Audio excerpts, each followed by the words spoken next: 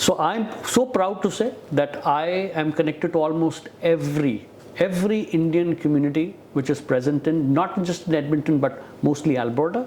And how can we support them to give them a voice? And how can we do that?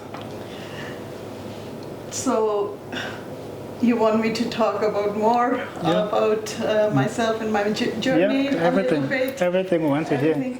So yeah, one, I'm very proud to be an Edmontonian, a Canadian. I really feel that this country has given me a lot of opportunities to grow. But when the opportunities strike, you have to really identify them and make use of them. There are people just don't take things seriously sometimes, and then they don't get successful. But one of my objective is that whenever there are newcomers coming and looking for work and trying to establish a small business, and they have small issues, some questions, some small problems, I try to help them that they don't go through the obstacles that I went through when I was settling here in Canada.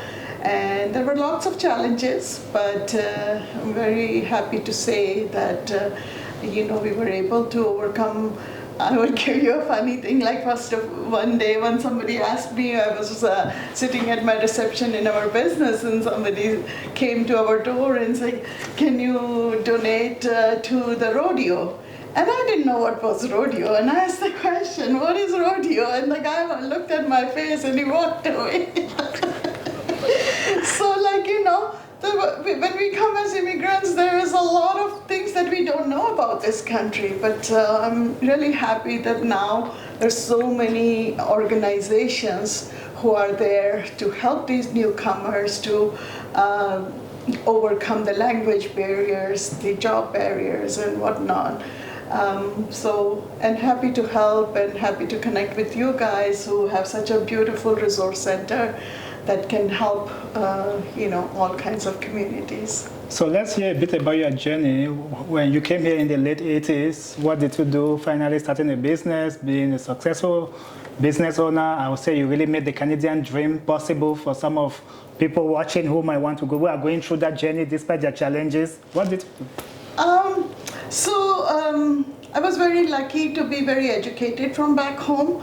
I came to Canada as a student, and I came straight to an MBA program in University of Manitoba. So the base was already there. It was just a matter of breaking through, and there was back in 80s, there was really, the economies used to be very, very slow. People were going through a lot of bankruptcies, and the minimum wage was $4 an hour. And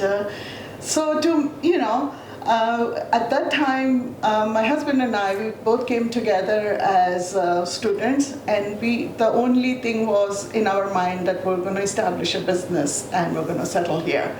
And back then there was a company that was going bankrupt, and my husband decided to take a loan and buy the equipment, and we started the business. What kind of business? It was a window manufacturing business.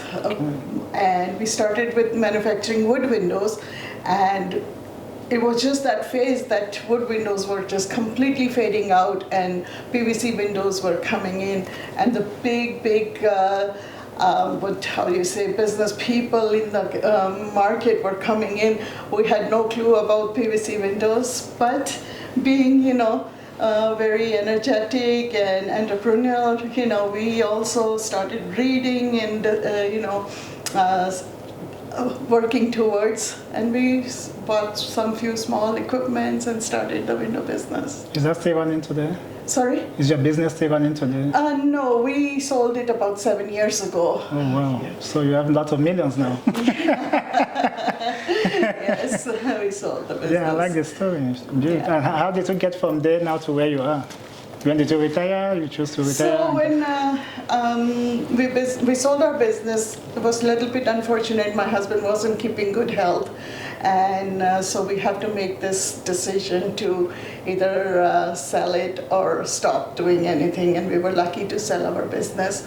And unfortunately, after selling the business 2-3 years after that, my husband passed away. Oh, sorry to hear. And so to me, he left me very fortunate to, have some, and my, money that I could survive on and whatnot. And so I decided to spend my time in community work. And that's all I do. I'm involved in a lot of nonprofit organizations. I'm a president at one of the senior organizations in Edmonton. It's called Shanti Niketan Society. I'm involved with Anupam in Manav Seva. We do a lot of work through Manav Seva, helping people. Then I was one of the oldest religious organization in Edmonton is Hindu Society of Alberta. I have taken various roles in Hindu Society as president, treasurer, vice president, all kinds of roles. I was involved for almost 30 years with Hindu Society. There's been a lot of, I'm a part of Council of India right now. So a lot of stuff. Why is it important to be part of all these organizations? It's very important. Yeah, why? What would be because one, for my own sanity, if I'm not sharing my experience and my experiences with people, how am I helping the newcomers? Thank you. So that's the main thing, And to be honest, I find my day goes by so fast. Otherwise, I'll be watching TV. I don't have time to even turn the TV on. I'm busy doing financial statements for my nonprofit organization, designing programs for my senior people, anything and everything, booking picnic sites, talking to bus people for my next field trip. Like, I'm busy. So even though you are retired, you are more busy. I'm more busy than before. So let's say your story before when you came to Canada, became a successful banker, successful business owner, and you are still going strong. Yeah, I mean, I always believe big dreams always come from small towns.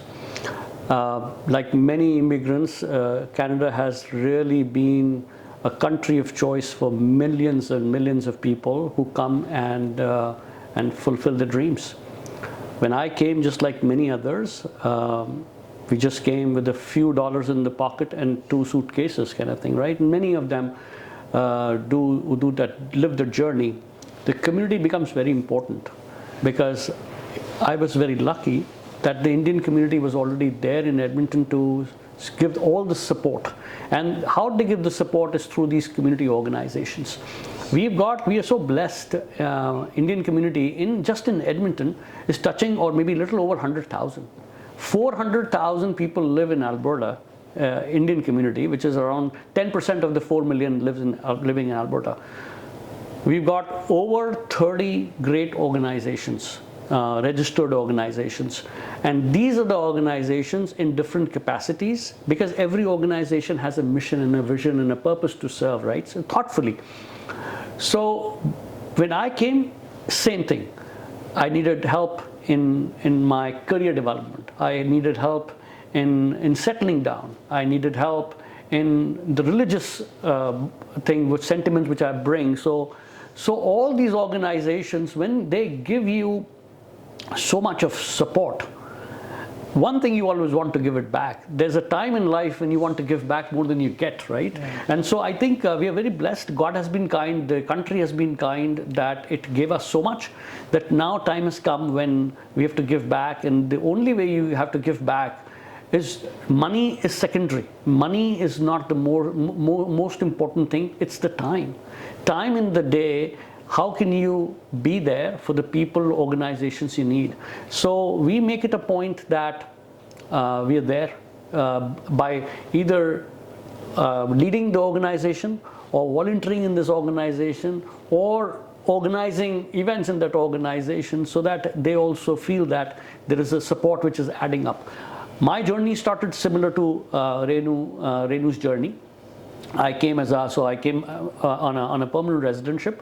I was very fortunate. I got the job in my field, which is banking, and I continued to be a banker almost 18 years. I did my a job in the corporate, climbed up the ladder to mid-executive level, learned the tricks of the trade, and was able to have my own consultancy now, which I successfully operate in commercial lending. That gives me the freedom. That gives me the freedom to employ and to be out and about in community and see who needs what and how can we support that. It's very, very important when you're talking about Indian community. First of all, my huge thank to you and Veronica to have thought about Indian community. As we are very diversified, we bring a lot of culture.